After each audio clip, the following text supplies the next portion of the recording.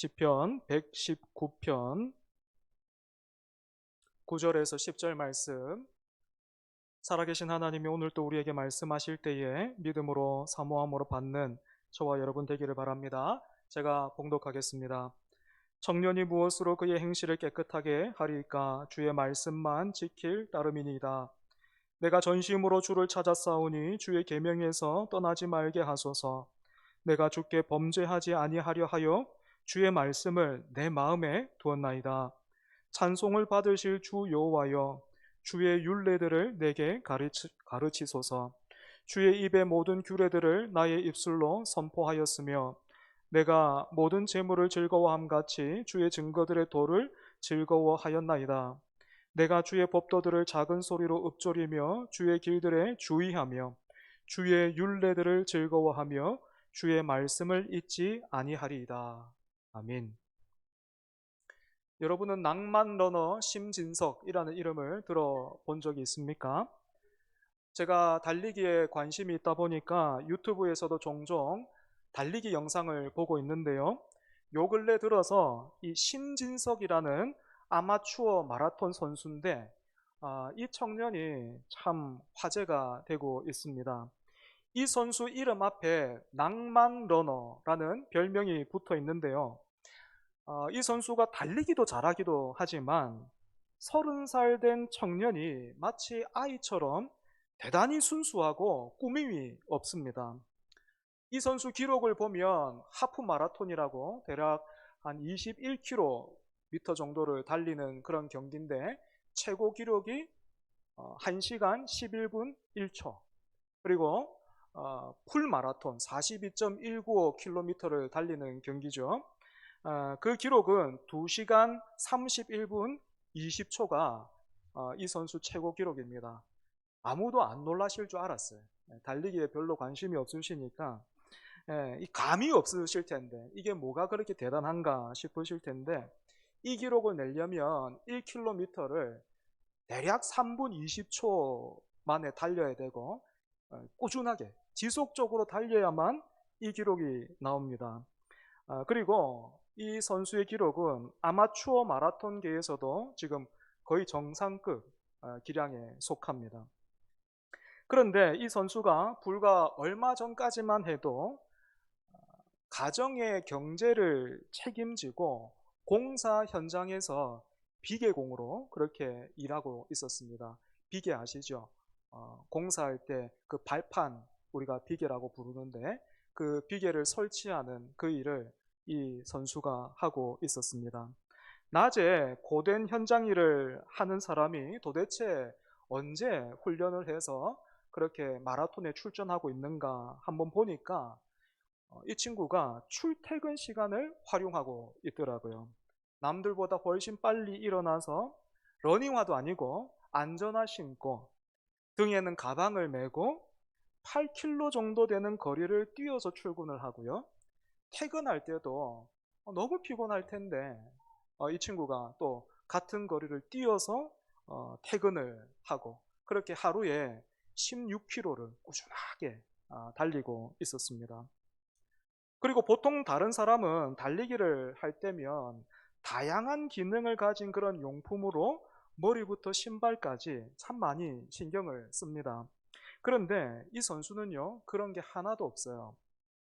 다른 사람들은 심박수나 아니면 자기 페이스를 점검할 수 있는 스마트워치를 사용한다면 이 선수는 그런 것도 없고 제일 저렴한 전자시계 하나 탁 차고 양말도 신지 않고 그렇게 달립니다.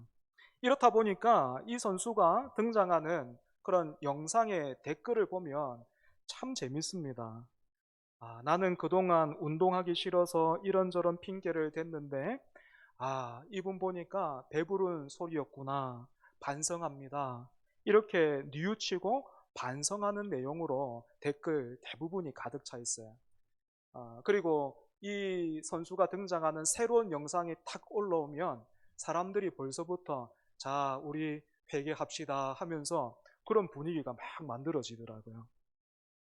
그런데 정작 영상에 등장하는 이 선수는 아무것도 가르치지 않습니다. 그저 해맑게 웃으면서 자기 삶을 감당하면서 달리고 있을 뿐인데, 사람들이 이 청년을 보면서 자기를 돌아보고 위로도 받고 힘을 얻고 있는 것입니다. 여러분, 낭만 러너 심진석 선수가 사람들에게 무엇을 통해서 메시지를 주고 있습니까? 뛰어난 기록입니까? 그렇지가 않죠, 그죠? 삶을 통해서 도전하고 있습니다. 좀 더 정확하게 말하자면 이 선수는 그저 자기 방식대로 살고 있었을 뿐인데, 주변에 있는 사람들이 이 사람을 보면서 도전을 받고 있죠.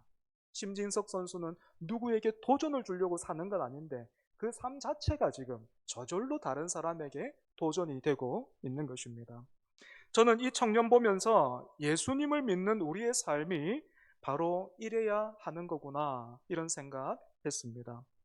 여러분, 예수님이 우리를 세상의 빛과 소금의 자리로, 그런 사명의 자리로 저와 여러분을 부르셨습니다. 낭만 러너 심진석 선수처럼 삶을 통해서 사람들에게 도전을 주고 또 위로하는 그런 참 감사한 그런 자리로 우리가 부름을 받은 것입니다. 이런 주님의 부르심이 여러분에게는 어떻게 다가옵니까? 이런 주님의 부르심에 여러분은 어떻게 반응하고 계십니까? 그래, 나 정도면 세상의 빛과 소금으로 충분하지. 뭐 그런 분 계십니까? 아무도 없죠.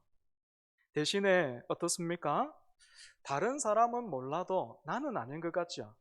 세상의 빛과 소금으로 부르셨다 하면 다른 사람은 모르겠는데 나는 틀림없이 아닌 것 같고, 또 혹시 기도하다가 잘못 기도하다가 주님과 눈 잘못 마주치면은, 또 은혜 잘못 받으면은 어디로 막 끌려갈 것 같고 내놓으라 할 것 같고, 그래가지고 우리가 언제든지 어떻게 합니까? 정신을 바짝 차리고 적당하게 은혜 받아야 돼. 조절하고 있잖아요. 그죠? 늘 피하고 외면하고, 그것이 우리의 모습입니다. 하지만 여러분, 하나님의 말씀은 1.1획도 달라지지 않아요. 변하지 않습니다. 말씀이 이처럼 달라지지 않으니까 변해야 하는 쪽은 어디겠습니까? 우리죠. 그죠? 때문에 우리는 주님의 이 부르심 앞에서 이렇게 물을 수밖에 없습니다. 주님, 내가 어떻게 세상의 빛과 소금으로 살 수 있을까요? 이렇게 물어야 되죠. 여러분, 이것과 똑같은 질문이 표현은 조금 다르지만 의미가 이어져 있는데요. 본문 9절에 이렇게 기록되어 있습니다. 청년이 무엇으로 그의 행실을 깨끗하게 하리까? 여기에 나오는 청년은 말 그대로 영맨, 즉 젊은 사람을 가리킵니다. 하지만 여러분, 청년의 특징이 무엇입니까? 젊음에서 나오는 에너지로 충만하기도 하지만 그만큼 충동과 유혹과 방향 상실의 위험이 있는 그런 시기이기도 하죠. 때문에 구절에 나오는 이 청년은 나이만의 문제가 아니고 유혹 앞에서 흔들릴 수 있는 우리 모두의 모습을 가리키고 있습니다. 다시 한번 심진석 선수의 예를 들어본다면, 여러분, 사람들이 왜 심진석 선수를 낭만 러너라 부른다고요? 그의 실력 때문입니까? 아니라 그랬죠. 이 청년이 삶으로 보여주고 있는 그 내용 때문에 그래요. 삶을 대하는 자세요. 마찬가지로 세상의 빛과 소금의 부르심은 우리의 실력을 말하는 것이 아니고, 우리의 실력으로 만들어내는 것이 아니고 깨끗한 삶에서 시작되는 것입니다. 그리고 오늘날 여러분, 우리 개인뿐만 아니고 이 시대, 또 우리가 사는 이 세상에 이 깨끗한 삶이 얼마나 필요하고 요구되는지 몰라요. 요즘 뉴스를 보면 곤욕을 치르는 그런 분들을 우리가 봅니다. 어떤 연예인은 과거 매니저들의 증언을 통해서 이제까지 쌓아왔던 대중적인 이미지와는 다른 행실로 본인뿐만 아니고 많은 팬들까지 당황스럽게 만들고 있기도 하고, 정치인 중에서도 중요한 길목에서 역시 과거의 어떤 말과 행실로 인해서 어려움 당하는 것 우리가 보고 있죠. 심지어 이건 교계에서도 마찬가지입니다.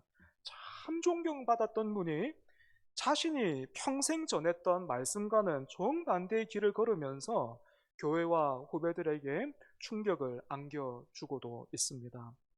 여러분, 이처럼 많은 인기를 누리고 그에 따라 많은 것을 가지고 높아지고 존경받았던 그런 사람들이 한 번에 추락을 하고 또 그렇게 가지고 있던 것 다 잃어버리면서 부끄러움 당하고 있는, 여러분, 이런 모습을 보고 있노라면 정말로 한 번밖에 없는 이 땅의 이 삶, 영광스러운 삶은 다름 아닌 깨끗한 인생이 아니겠는가. 우리가 그렇게 생각해 볼 수 있겠죠. 우리말 성경에서 깨끗한이라는 이 단어를 영어 성경에 보면 pure라는 단어로 번역을 하고 있는데요. 비슷한 의미를 가진 단어로 clean이라는 영어 단어가 있습니다. 여러분, clean과 pure 어떻게 다릅니까? clean은요, 더러움이 씻겨나간 상태를 말한다면 pure는 깨끗한 상태가 오염되지 않고 계속 유지되고 있는 그런 상태를 가리킵니다. 따라서 9절에서 지금 시인이 던지고 있는 질문은 유혹에 약하고 작은 충동에도 쉽게 흔들리고 타협하는 내가, 그리고 우리가 어떻게 하나님 앞에서 깨끗하게, 그것도 그런 상태로 지속적으로 살 수 있을까? 이 질문 던지고 있는 거예요.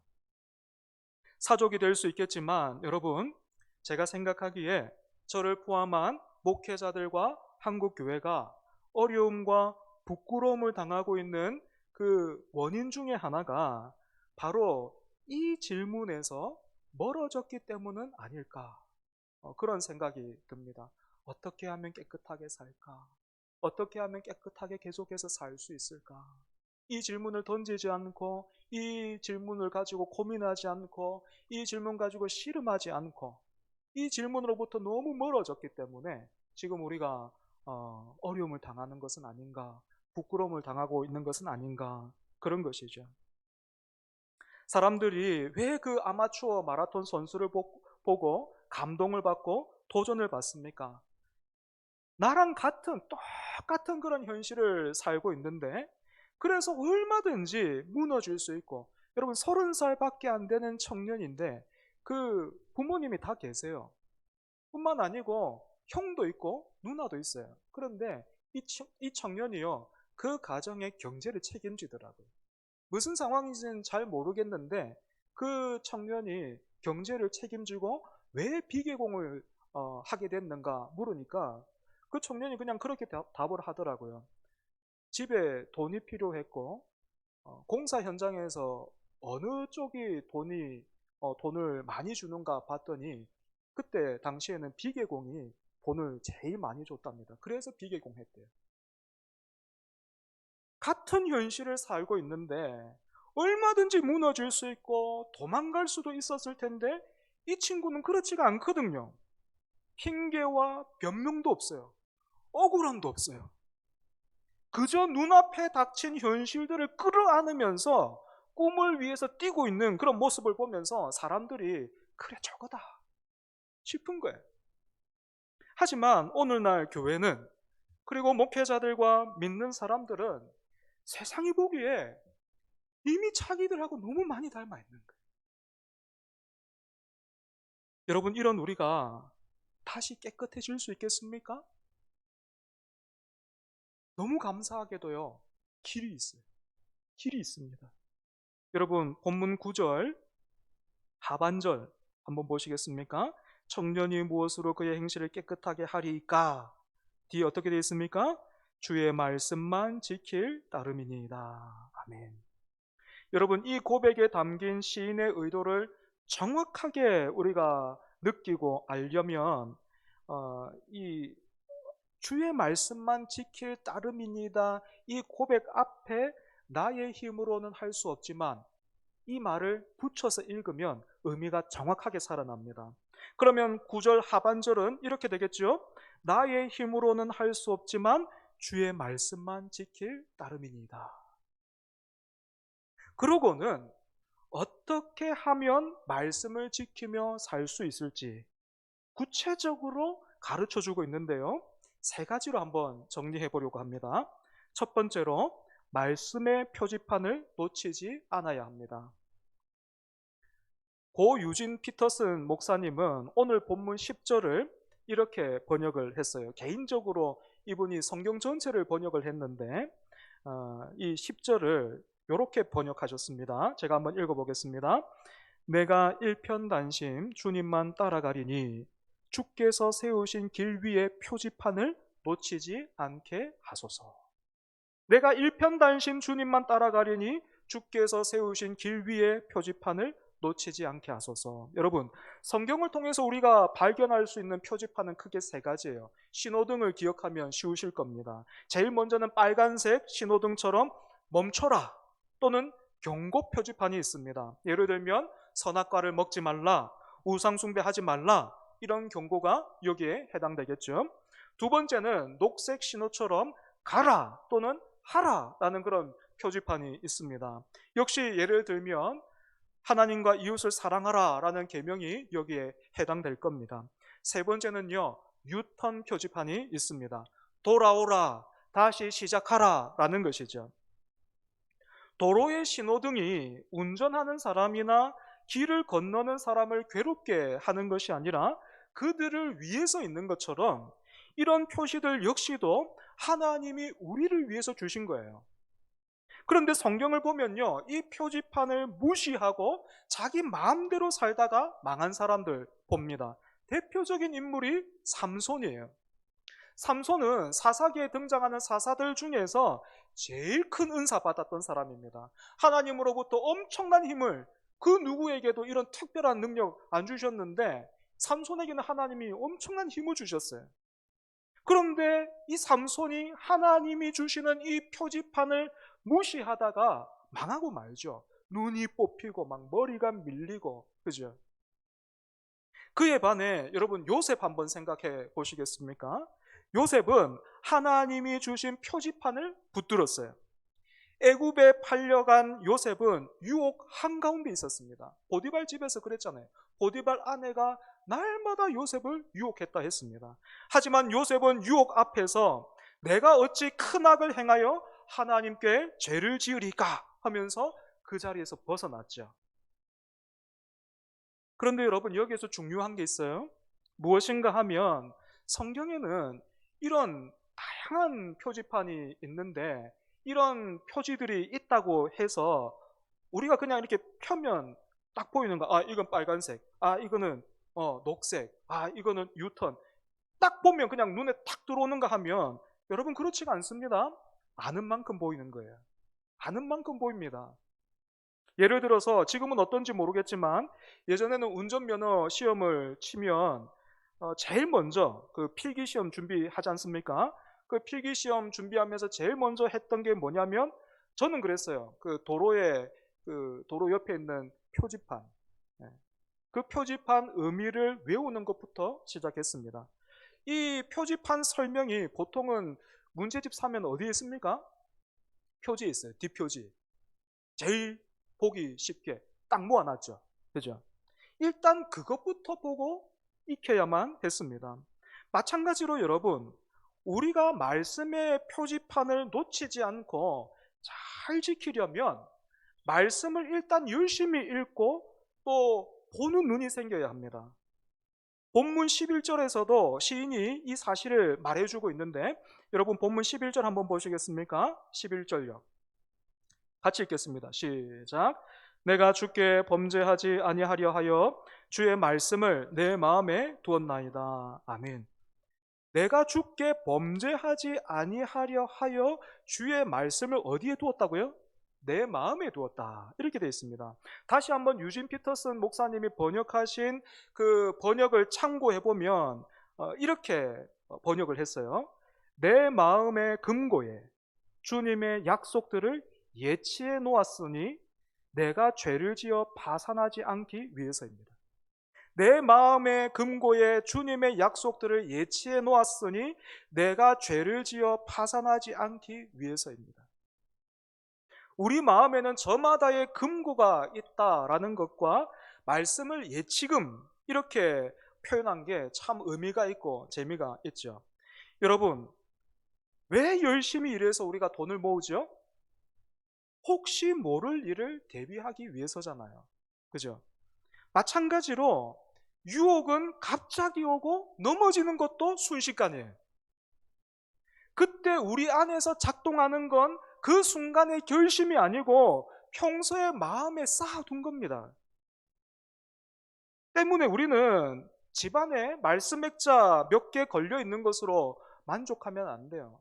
TV 옆에 그 말씀 액자 놔둔 것으로 만족해서는 안 된다라는 것입니다.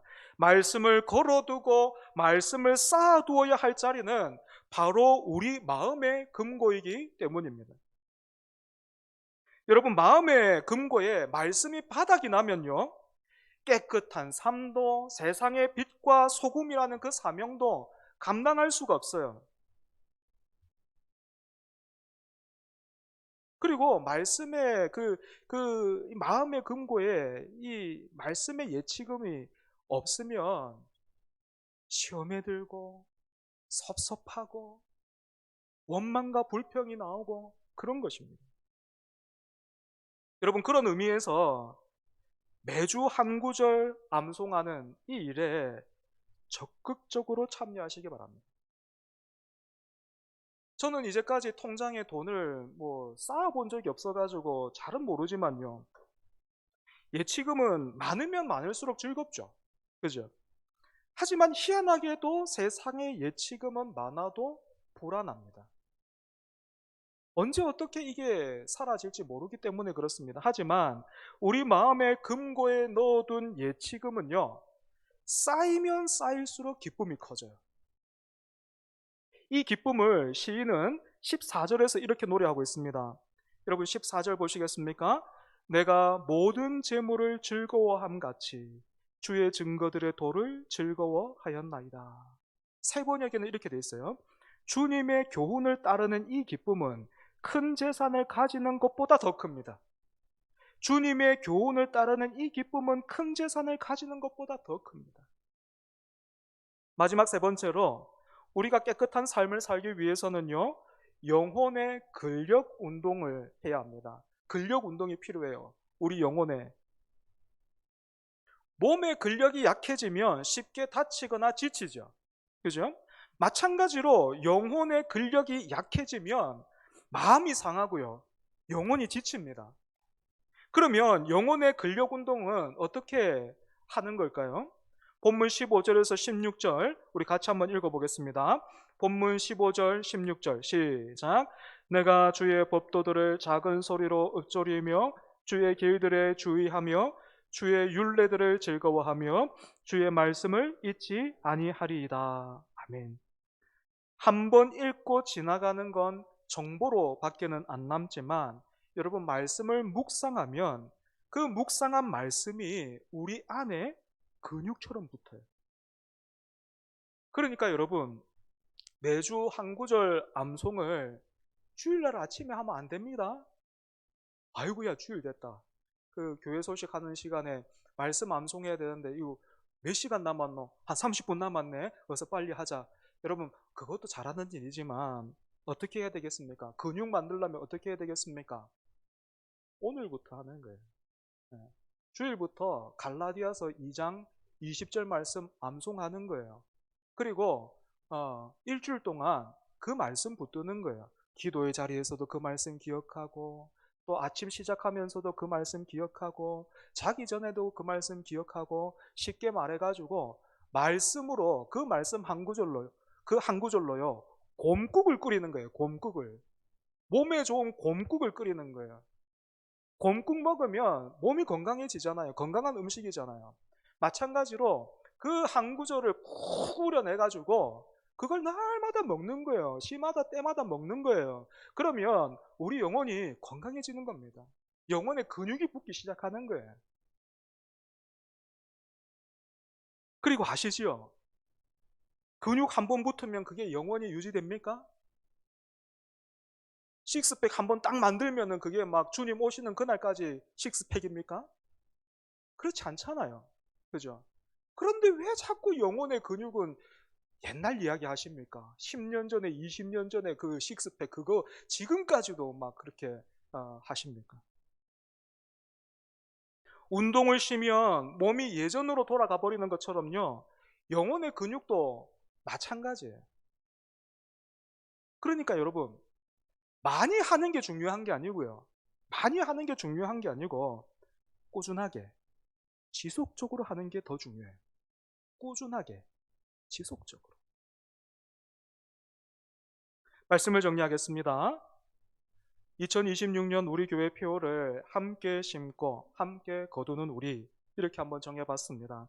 지난주에는 심기 전에 하나님과 나와의 관계 점검이 필요하다라는 것을 우리가 함께 생각해 봤다면, 오늘은 우리가 제일 먼저 심어야 할 것으로 하나님의 말씀, 우리가 말씀을 먼저 심어야 한다, 함께 나누었습니다. 이제부터 우리 모두 말씀을 부지런히 심어서 사람들에게 도전을 주고 있는 그 마라톤 선수처럼요, 깨끗한 삶과 그와 같은 인격으로 세상을 위로하고 도전하는 저와 여러분 되기를 축복합니다. 이 시간 말씀을 기억하면서 함께 찬송합니다.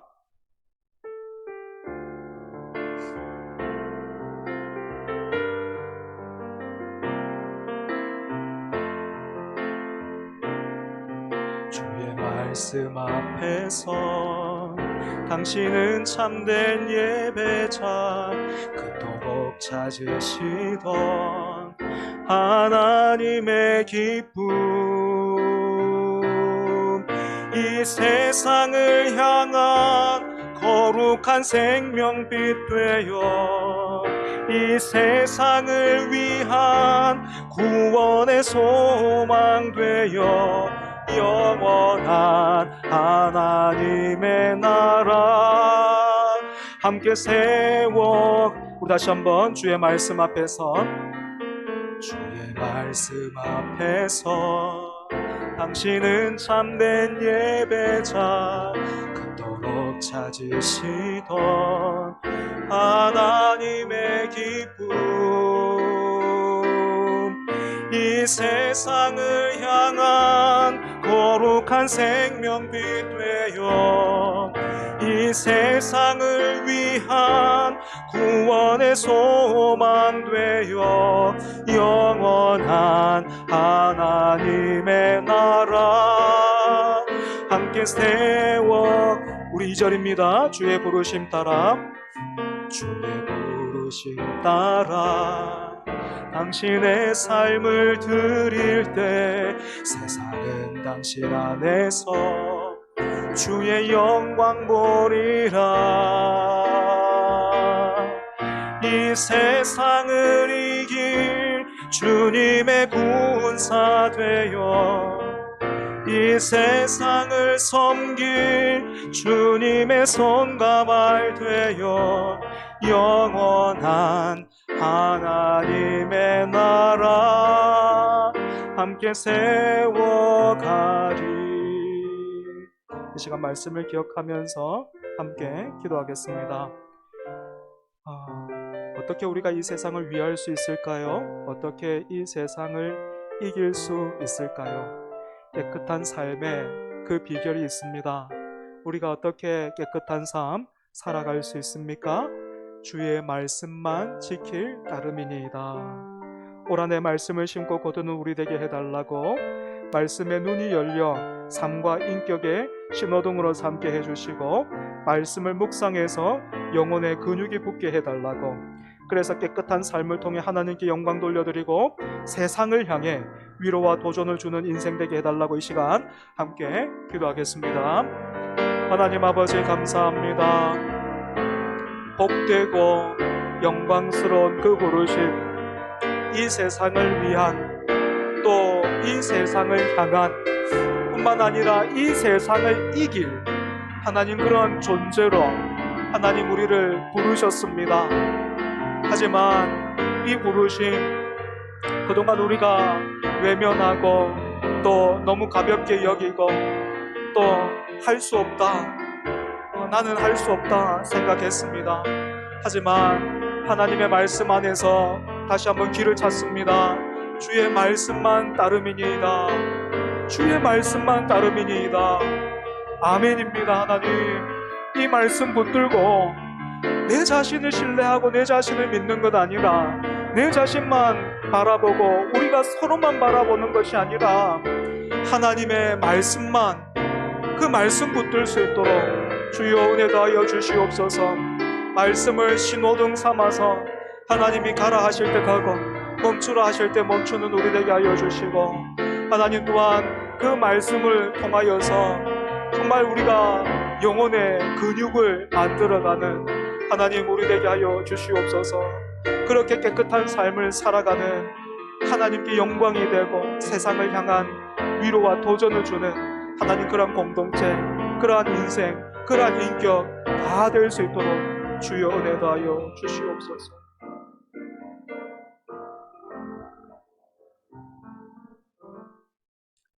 하나님 아버지, 감사합니다. 말씀을 통해서 오늘 우리를 향한 하나님의 뜻과 계획, 그리고 그 마음을 확인케 해주시니 감사합니다.